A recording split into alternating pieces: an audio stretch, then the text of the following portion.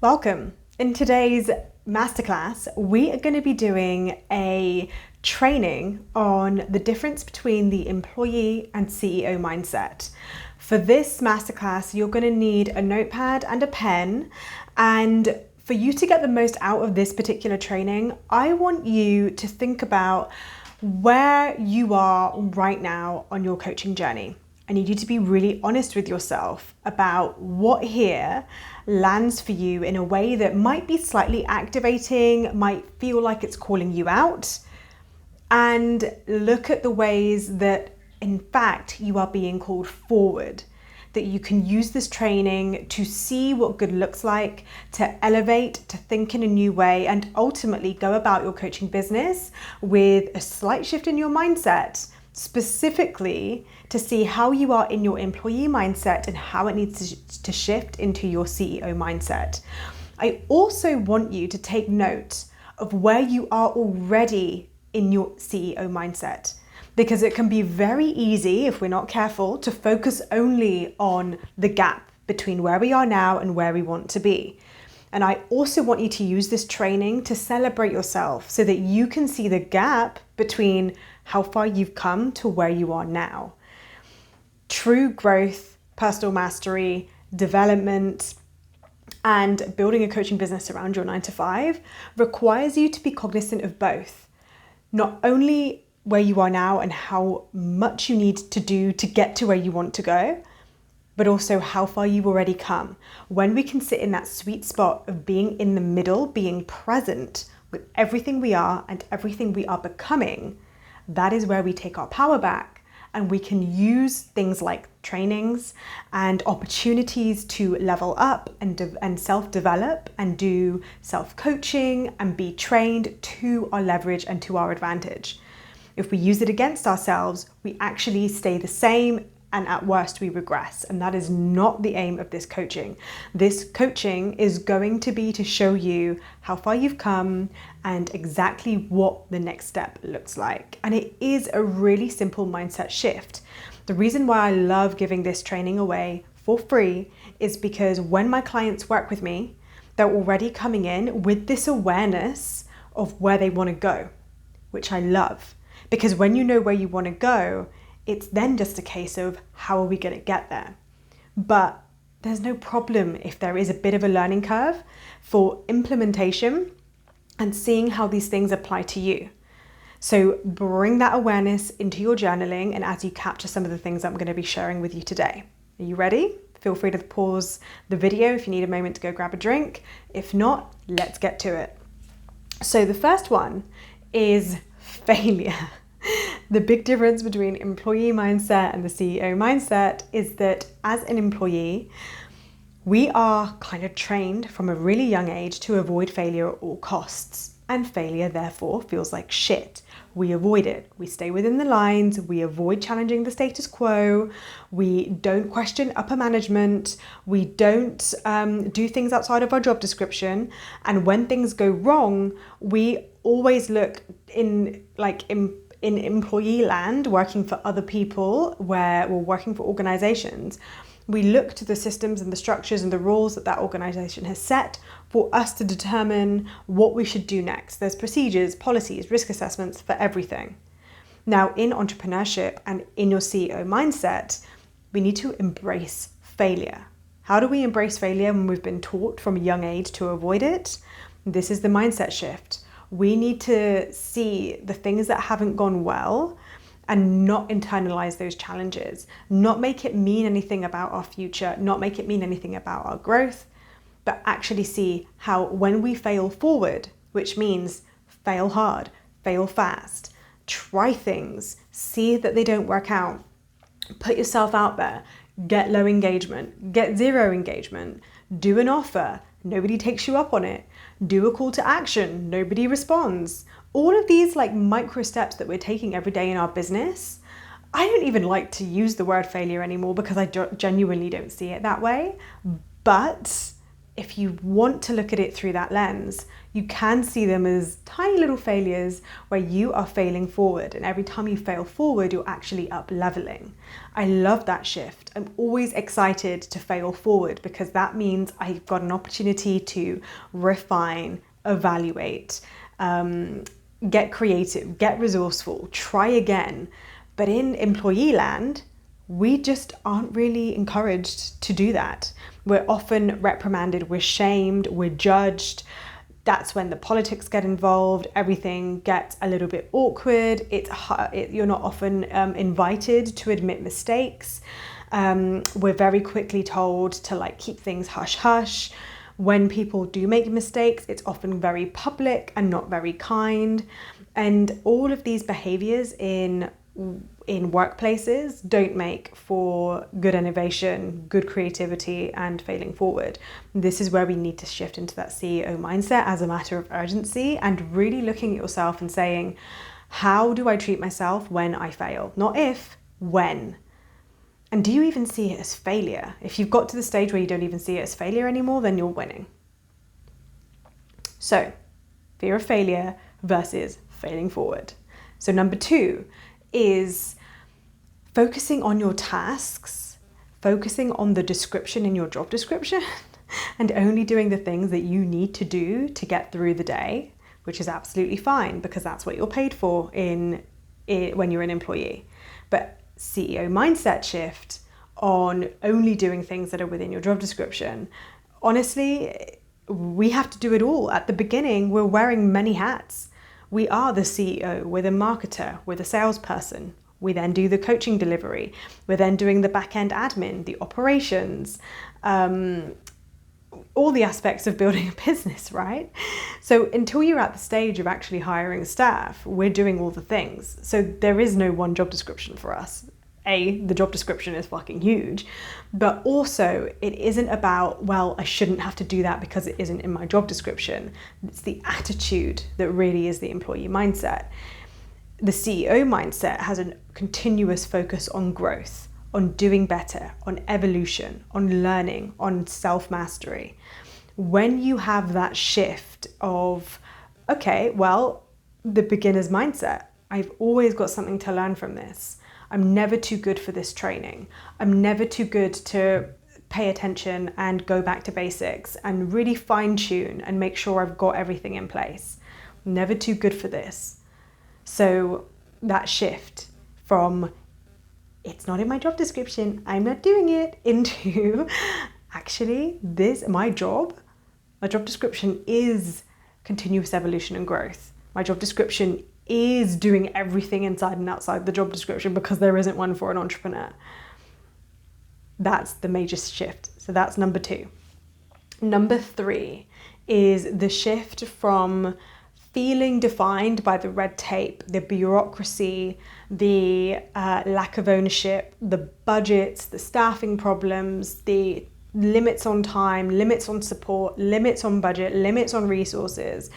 This employee mindset is very much like, how are we going to have to, how can we get away with the bare minimum? And how can we stay in between the lines? I mentioned about not challenging the status quo when it comes to failure, but also how can we pass the buck? How can we avoid blame? So it's like the other side of failure is then the blame, the ownership, or the lack thereof of ownership. In entrepreneurship, in your CEO mindset, it's actually a shift of I have 100% responsibility for my results. Now, when you know the employee mindset is trickling in a little bit into your business, is when you start blaming other things or other people for your results, such as, well, she didn't invest in the coaching. She said no. She had to go check with her husband if she could afford it, so I had no control over that. Well, it's the algorithm's fault. That algorithm isn't pushing out my posts at the moment. The job is so busy, I don't have time to work on my business. I don't have spare time to work on my business. The kids need me. My partner needs me. How am I supposed to have a social life if I'm just busy building my business all the time? And then you're frustrated that you're not getting clients, you're not getting results, you're not seeing engagement, you're not seeing, and engagement doesn't mean fuck all for your business, to be honest with you, but any flavor of making it somebody else's fault that your business isn't creating the money that you want it to, that is a classic sign of the employee mindset and assigning blame. So to shift it to the CEO mindset, it is, I take 100% responsibility for my results. If that's true, where can I take control? Where can I take responsibility? What here was in my power? What here was my responsibility to take charge of? Now, this does get nuanced because there will be things that we are subconsciously doing that we're not consciously aware of in the moment. That will be sabotaging us. That will be sabotaging our results. Now, I'm not really talking about subconscious here. I'm talking about the employee mindset, not the subconscious. But you can bring in the concept into this as well. If we just chuck the subconscious as part of the employee mindset, really, I'm saying, yes, there is loads that our subconscious is going to offer us that will stop us from taking powerful action in our business. But the moment we become aware of it, the moment that we notice is our moment to go into our CEO mindset and take 100% responsibility for our results, including our subconscious, and making sure that we address the things that need to be addressed in order for us to create the results we want.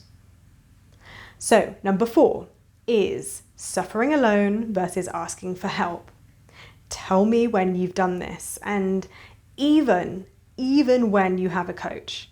So suffering alone in the employee mindset is like being at work, secretly detesting your job, hating on your boss, secretly feeling like you can't stand your colleagues today, that you are all alone having to be stuck in the job that you're in.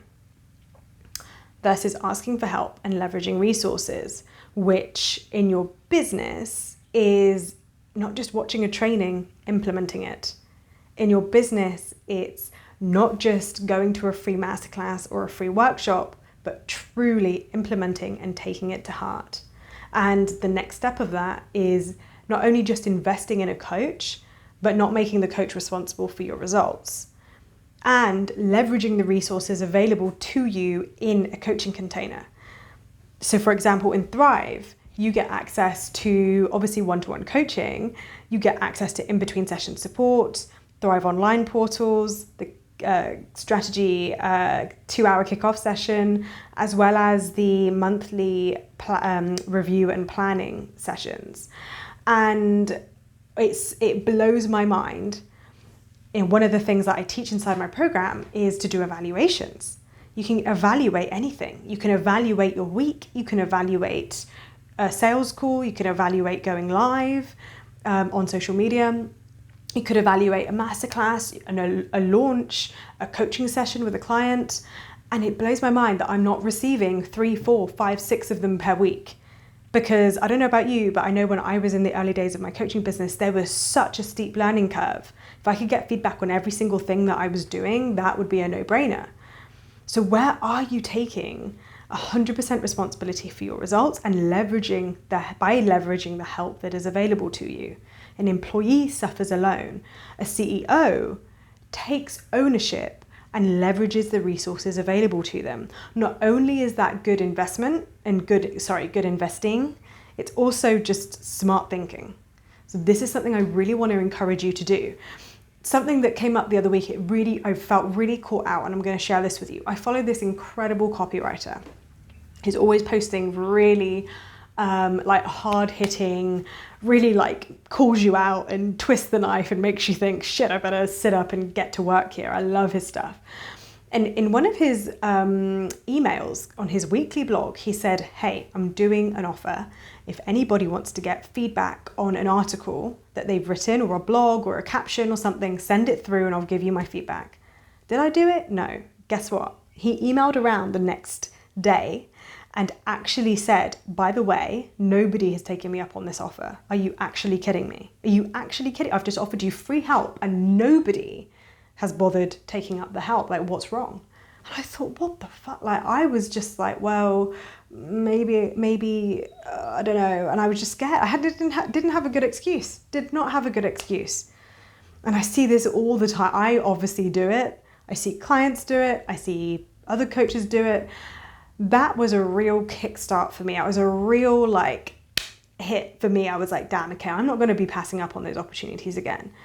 When a coach has a Q&A on their freaking Instagram for free, if there's something top of mind and it's relevant to what they're offering, I'm putting my question in. I'm not too good for it. And if I have an actual coach that I've invested in, I am leveraging the resources available to me when I'm struggling in my business. Not if, when. Or when I'm working towards goals. Even if I'm not struggling, if I'm working towards goals, I'm in a really good place. Things are building momentum. I want to take it to the next level. How can I make this better? How can I step up? How can I really claim this? Then I think, okay, what resources are available to me? What would help me right now? What training can I go to? How can I show up powerfully to the next coaching call? So these are the things that you can start doing today with the resources available to you right now. So what have we got here? Number 5. This is a great one. So staying in the same circles versus up-leveling the rooms that you're in. This is so juicy, right? In the employee mindset, I don't know about you, but I know just before I started my business and I hated my day job. I didn't hate it. It was good. It was really good, to be fair. We had some good times. I had some bad times. I was unfulfilled. The job was fine. I was just unfulfilled. I was looking for more. I found coaching. Here we are. But I feel bad. I did love my job. It was really fun in a lot of ways. But staying in the same circles for me was like, when I did find coaching, when I had more going on in my life, when I had more to live for, more to work for, more that I was working towards, as tempting as it was to have lunch with my friends or go for an extra drink on a Friday night, I started thinking, is this really serving me in terms of the rooms that I was in and prioritizing? Like, is this really how I want to be spending my time? This lunchtime, I could be catching up on a training. This lunchtime, I could be leveraging the resources available to me, or I can go catch up with my mate. Now, there's a time and a place for both. I'm not saying you always have to be up-leveling. I'm just saying, have discernment, ask yourself the question, then make the decision from an aligned place, not just going through life, not being conscious and thinking about it. But then it was also like, how can I truly up-level? What rooms do I need to be in? What circles do I want to be in? What coaches kind of activate me? What coaches really expand my thinking, show me what's possible? How can I leverage this? And that is a really powerful question to ask yourself, because it can be very scary to step outside of what you know and do something different. But we are a product of the people we spend our time with, right? So this could be even like, doesn't have to mean investing all the time. This could be, do I want to be reading another fiction, or do I maybe want to read that Tony Robbins book? Now, again, time and a place, discernment. If you're winding down for the evening, you just want to read something relaxing, then read something relaxing. But if you're taking an hour break at lunch, when you're alert, you're ready, you're in work mode, you're thinking, you're like good to go, then use the time to listen to a podcast or read a personal development book or read something that's going to aid you in your coaching. These are the kind of choices that we start making when we are stepping up into our CEO mindset and stepping into our power as a business owner and coach. So ask yourself, am I staying in the same circles? Do they up-level me? Do they challenge me? Do they expand me? Or do I need to up-level the rooms that I'm in? Okay, number 6 is shifting the mindset from time for money versus time for value. Let me rephrase that one. Shifting the mindset from being paid for your time or being paid for your value. Now, I had this brilliant conversation with one of my clients that really, really changed the game for both of us, to be honest.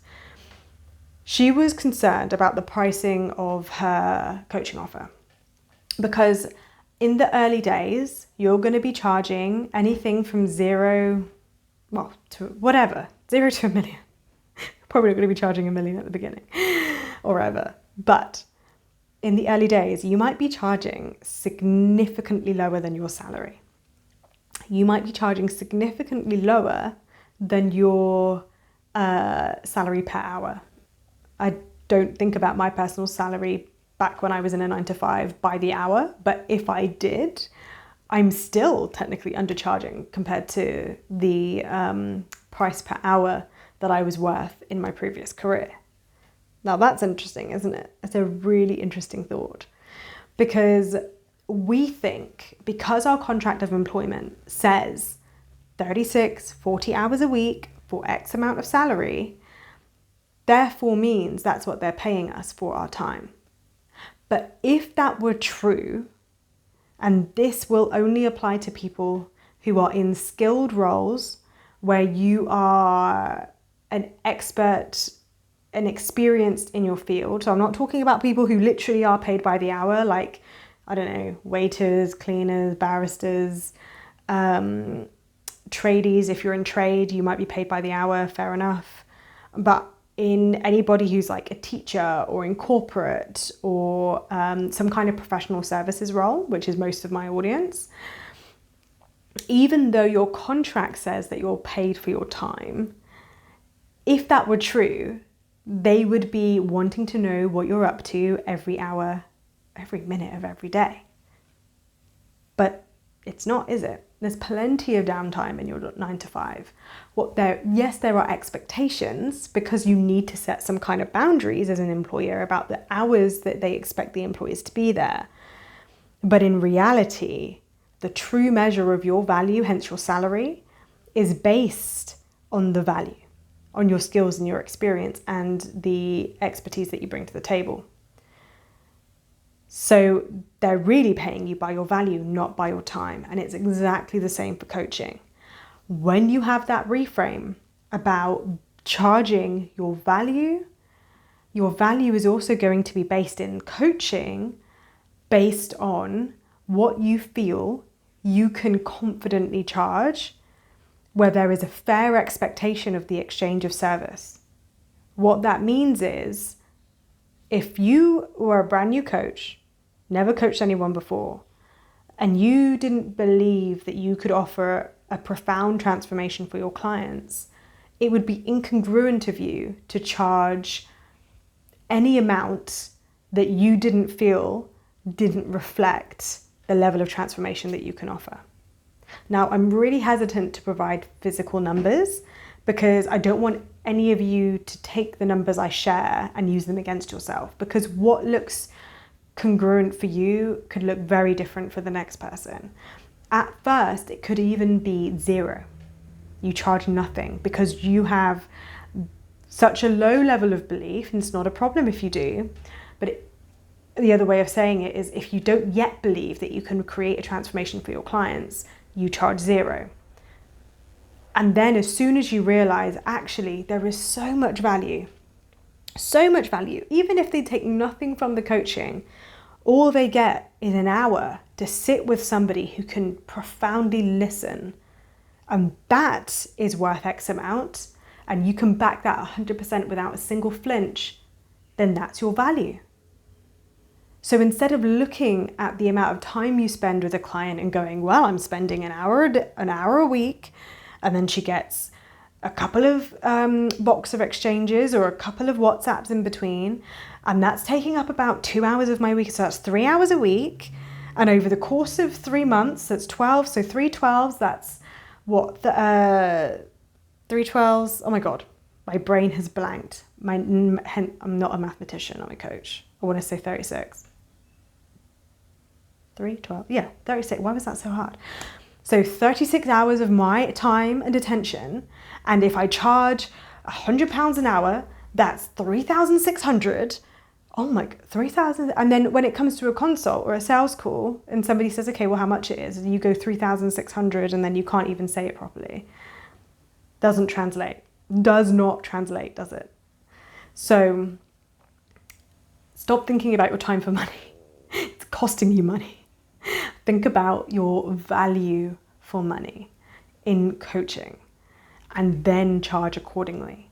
And as soon as your belief increases, your price can increase. And then I say, have like personal thresholds. So once you've coached 10 people at a certain salary level, at a certain rate, then do the work to ask yourself, what is my belief? How is the transformation so profound? Why is my time worth this much? And then charge accordingly. So number 8 is the employee mindset is all about competition and comparison, because we're climbing the corporate ladder when we're in the land of being an employee. It's a dog-eat-dog world out there. When you go to interview, only one person can get the job. Of course there's competition, high competition in fact. There's comparison all day long. Comparison between against who you were yesterday, against your last performance review, against what your colleague is doing in the desk opposite you. Comparison, competition is rife, it's quite toxic, and it isn't conducive to an environment of abundance where everybody gets to win. You bring that into your coaching business, it's a scarcity mindset. It isn't serving you. And when you constantly compare yourself to other coaches, thinking you should be further ahead than you are, seeing it as competition, where only one person can win, and if I'm not the best, then I'm probably the worst, you can kind of see that that's not going to leave you winning. The CEO perspective of competition and comparison is the complete opposite. It's collaboration and community.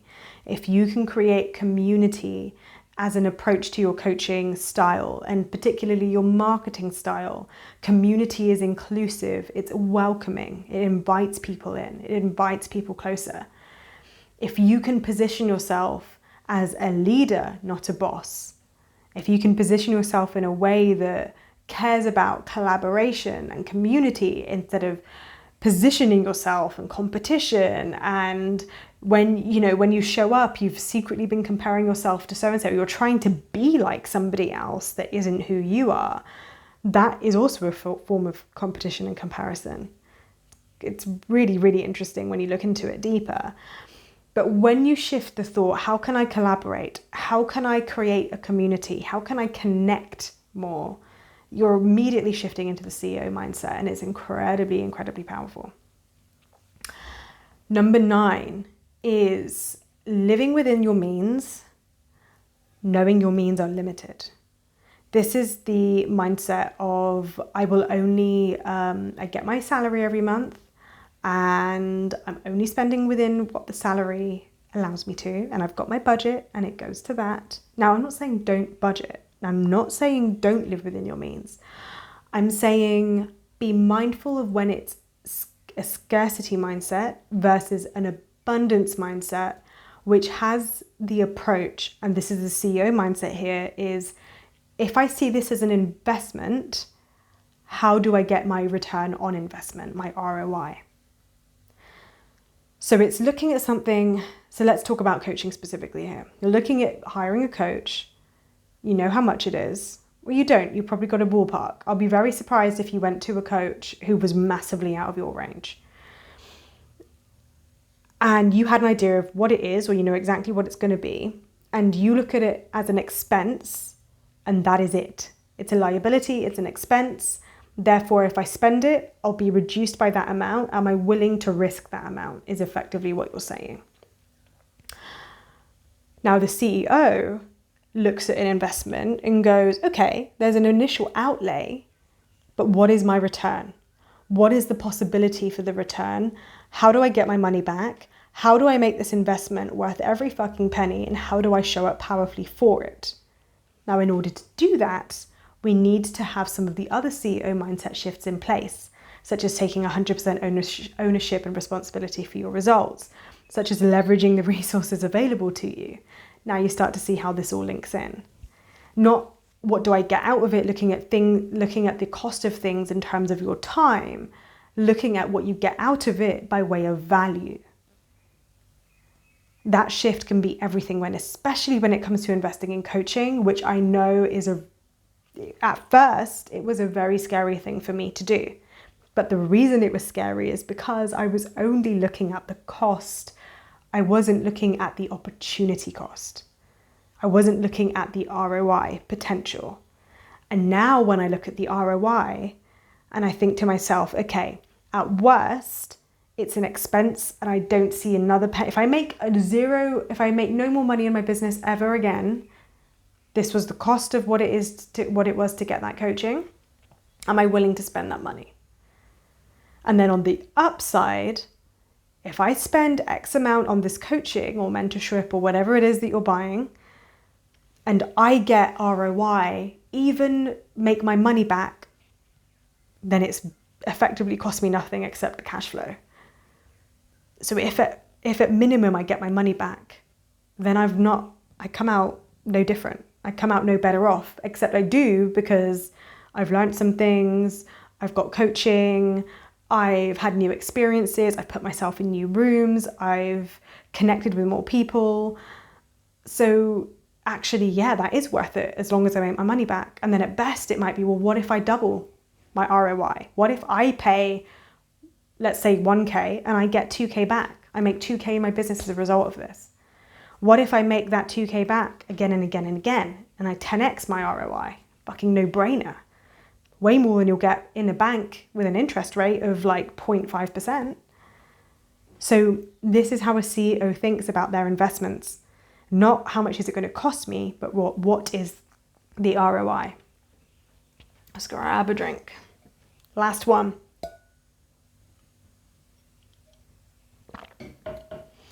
Okay, this is so good.